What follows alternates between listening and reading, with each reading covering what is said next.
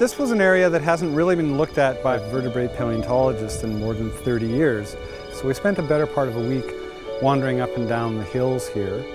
The first thing we saw was the horn sticking out of the ground, so we knew there was something there, but I didn't know if it was going to be a complete skull. I didn't know if it was going to be a complete skeleton. It could very, very well have just been, a section of the skull or just the horn.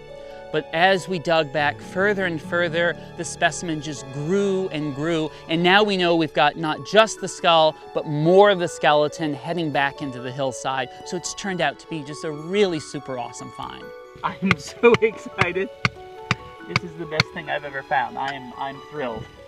This is a really significant find. It is a beautiful, beautiful skull, which gives us a lot of information about the dinosaur. It's also important because of its stratigraphic position, that is, where in the rock layer it's found.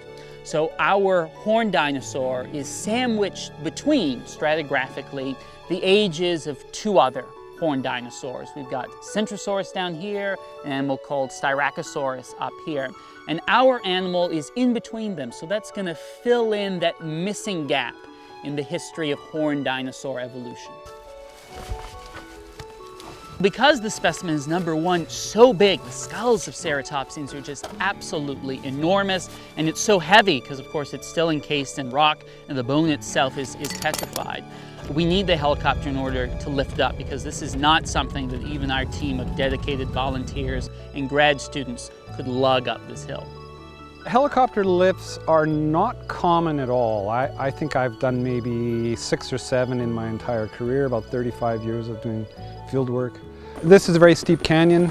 There's no way to get machinery down into there at all, and this was our last resort, was to fly it out by helicopter.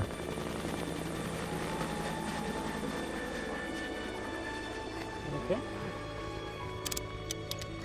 You come out here and you never know what you're going to find. And even once we have that in the lab and we get it opened and we start preparing it, we're going to be the first people that have ever seen this specimen in about 72 to 75 million years. No other human being has seen it except us. I've been at the University of Alberta going out on dinosaur digs since 2008. For me, it's a personal high. It's the best thing I've ever found, hands down.